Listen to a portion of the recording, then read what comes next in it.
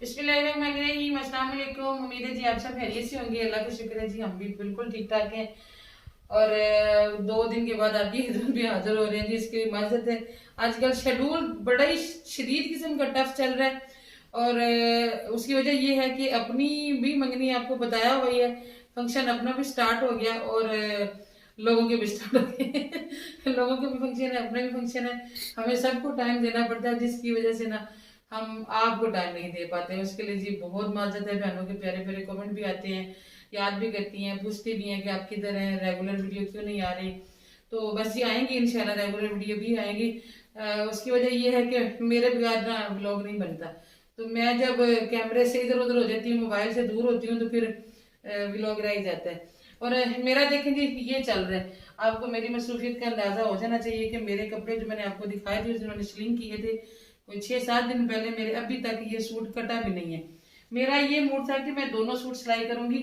ज्यादा कमेंट आए थे ग्रीन सूट के बारे में, तो कुछ बहनों ने मैरून का भी बोला था, तो मैंने कहा मैं दोनों ही सिलाई कर लूंगी, तो जो ज्यादा अच्छा लगेगा वो पहन लूंगी, या फिर मैं दोनों ही पहन लूंगी हो जाता है ना ऐसे, बिना चेंज कर लेता है। मगर ये है कि अभी जो है ना ग्रीन के ज्यादा वोट थे, इसलिए मैंने ग्रीन जो है वो शुरू किया वह सिलाई करना। इसका सिर्फ रह गया पलटा लगने के लिए। और अभी उधर से बुलावा आया, कल मेरा मूड था मेरा सूट सिल देगा। और देखें कमरा भी बिखरा हुआ है, साथ साथ मैं ये भी समेट लेती हूँ क्योंकि मैंने अब उधर जाना है। तो कल ना बहुत बड़ी ट्रेजेडी होगी हमारे साथ। दूल्हे का सूट बाजी ने भेज दिया था इधर कि आप लोग अपनी मर्जी से सिलाई करवा लो। इधर से अलीपुर से वो सिलाई करवाते होते हैं टेलर से। तो 31 को हमारी एंगेजमेंट है और 28 को टेलर ने रात को सूट भेजा है। और 2 इंच लेंथ कम थी और 1 इंच जो है ना वो तंग था।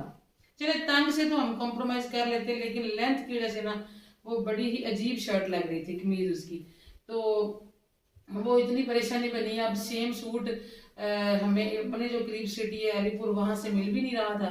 और बच्चा भी परेशान, रात को 12:30 बजे मुझे कॉल कर रहा है, वो दर्जी ने बेड़ा गर्क कर दिया सूट का।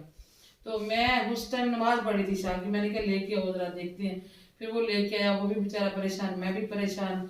अब मुझे उसके पास भी बुकिंग थी, वो भी मूवी का काम करता है, मेरे पास भी काम था। परेशानी की अब क्या करें, ना वो जा सकते थे ना मैं जा सकती थी। तो मैंने कहा चलो तुम ना टेंशन लो, अल्लाह खैर करेगा, कोई ना कोई हाल निकालेंगे। फिर अगले दिन कहता है वो आपको ही जाना पड़ेगा, मैं तो बहुत बिजी हूँ, मुझे तो रात हो जाएगी। तो हमारा ये है कि हमने तो बारात निकलने तक या बारात आने तक जो है वो मेकअप करने होते हैं, हमारा तो काम ठप हो जाता है। लेकिन मूवी वालों का उसके आगे भी चलता जाता है, इसलिए वो लोग लेट हो गए। तो कल फिर मैं और इकबाल साहब और छोटी सिस्टर आई हुई है जेलम वाली, तो हम मिलके गए हैं गखड़। हमने गखड़ से सूट लिया था। तो वहाँ गए हैं वापस, क्योंकि उसके साथ ना हमने मैचिंग चीजें ली हुई थी। आप लोग भी कह रहे होंगे कि सूट तो और भी लिया जा सकता है, उसके साथ वेस्ट कोट, जूता और तो और रिंग का स्टोन भी हमने उससे मैच किया हुआ था। तो वहां हम पहुंचे, मगरिब की अजानें हो गई थी, बल्कि नमाज पढ़ के हम निकले। और वहां पहुंचते पहुंचते धुंध भी शुरू हो गई। डर तो मैं रही थी लेकिन मजबूरी थी, अब सिर्फ आज का दिन 30 तारीख हमारे पास बाकी थी। तो वहां पहुंची है, तो वो कहते हैं जी वो तो सूट खत्म हो गए। फिर परेशानी, अब क्या करें। वेस्टकोट भी वहीं से ली हुई थी, वो अलग दुकान से ली थी। तो उनके पास उस क्वालिटी में सिर्फ एक सूट बचा था किसी दूसरे कलर में, लेकिन चले अच्छा कलर था, हमने ना वो भी ले लिया। हमने कहा चले वेस्टकोट भी चेंज कर लेते, और वेस्टकोट मैं घर से लेके जाना भूल गई हालांकि मुझे देख के क्या कहता पप्पा वेस्टकोट भी ले जाना और साथ वो भी कपड़ा कमीज का भी ले जाना या सलवार कलर मैच करने के लिए। तो वो वेस्टकोट में छोड़ दी जाए। अब सूट चेंज हुआ तो वेस्टकोट का इश्यू बन गया। लेकिन ये है कि जब हम घर लेके आए ना तो वो मैच हो गया था, मतलब अच्छी लग रही थी वो वेस्टकोट भी इसके साथ, चले ये तो कॉम्प्रोमाइज हो गया। मगर ये है कि जब हम लोग घर से निकले हैं, फिर कुछ छोटी मोटी और महक की चीजें लेनी पड़ गई, बाजार जाके थोड़ा टाइम लग गया। रास्ते में बाजी लोग भी मिल गए, उन्होंने भी कुछ लेना था। बातें लंबी हो रही है, लेकिन ये आपको सुनाना जरूरी है कि हम आजकल कहाँ फंसे हुए। तो हमें बज गई 9 उधर। बाजार से निकले तो इतनी शदीद किस्म की धुंध कि चले तो सही हम लोग, लेकिन जैसे ही हम लोग मेन से हटे हैं ना, थोड़ा आगे आए हैं खेतों में, तो इतनी धुंध थी कि हमारी गाड़ी जो है वो सड़क से नीचे जा रही थी। तो एकदम पीछे से एक और गाड़ी आई, जिसकी लाइट से थोड़ा पता चला कि हम नीचे गुजरे, अल्लाह पाक ने फरिश्ता बना के भेज दिया। तो फिर वो उसी गाड़ी के पीछे पीछे उनकी दूसरी वो लाइटें लगी हुई थी ना जो धुंध में भी काम आती है, जो धुंध में, हमारी गाड़ी की वो लाइटें नहीं है। तो फिर उसके पीछे पीछे हम लोग पहुंचे बाजिलों के गांव तक। तो रात हमने वहीं गुजारी। अब ये एक और टेंशन थी क्योंकि मुझे घर पहुंचना था, मेरा सूट सिलने वाला था, महक फातिमा का भी कुछ काम रहता था और मेरी सुबह फिर बुकिंग थी। और मैं चाह रही थी कि मैं रेस्ट भी कर लूँ, मेरा काम भी हो जाए और सुबह उठ के फिर मुझे काम करना है, खड़े होना है।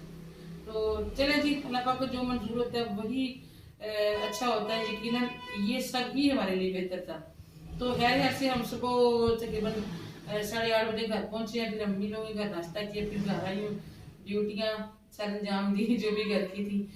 मेकअप हो गए, मेकअप तो हो गया, लेकिन ये 3-4 दिन जो बुकिंग रही है ना, तो रश की वजह से ना फिर मैं क्लाइंट को तंग नहीं करती, मैं तो वॉशरूम तक नहीं जाती।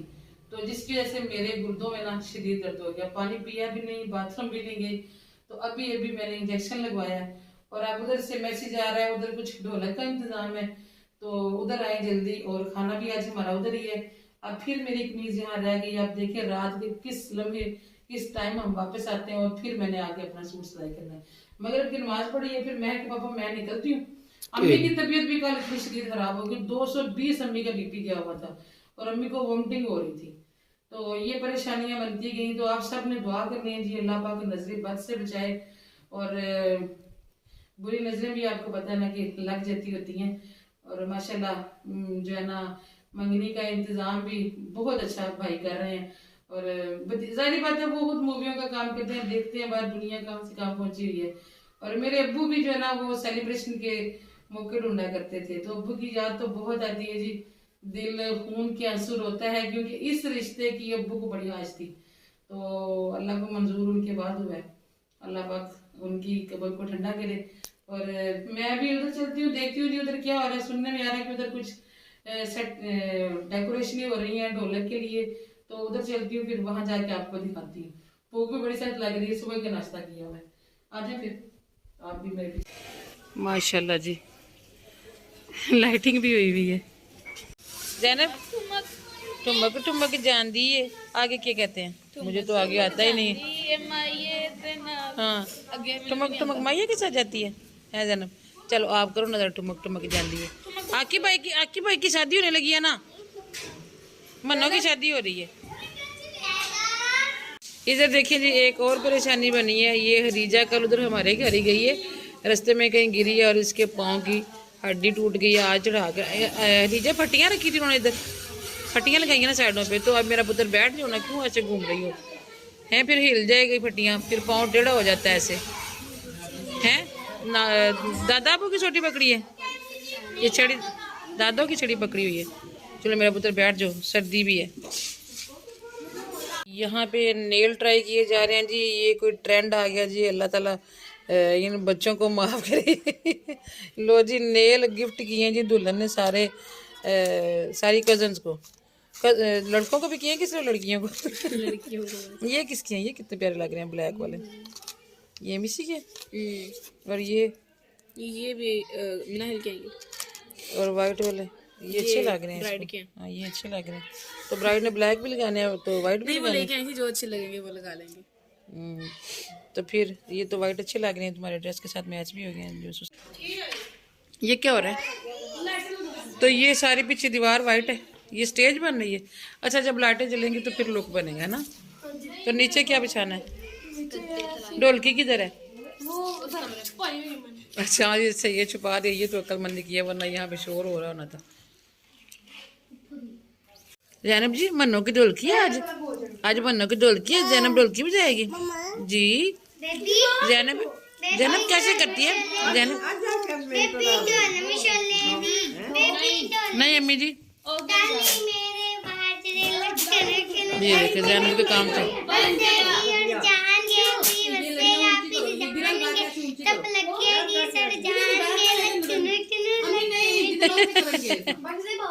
जैनब जी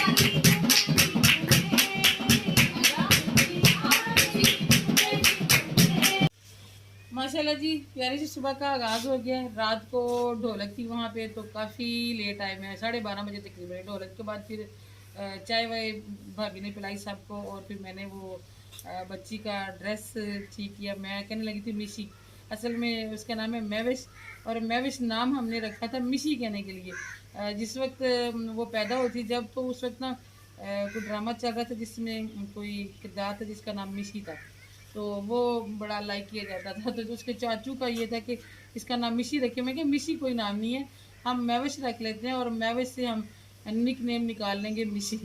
तो आज मिशी की मंगनी है जी, और फिर उसका ड्रेस ठीक किया।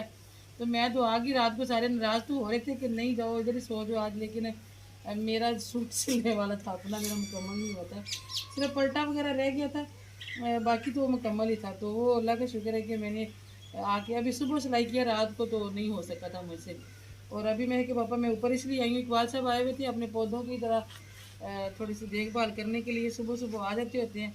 एक तो सब्ज़ा अच्छा होता है सुबह सुबह आंखों के लिए, तो मैंने भी कहा देखती हूँ जाके ऊपर क्या हो रहा है, मैं भी ज़रा अपना गार्डन चेक करके। भी कोई नई ग्रोथ कोई नहीं, मैं कि पापा ना हो जाएगी आज जब ना, ज्यादा सर्दी में भी बीज नहीं ना। भी मैंने कुछ इधर लगाए हुए हैं, कुछ कलमे भी हम लगाते रहते हैं कि कुछ तजर्बे भी करते हैं कि मतलब कुछ हमसे उगता है कि नहीं उगता।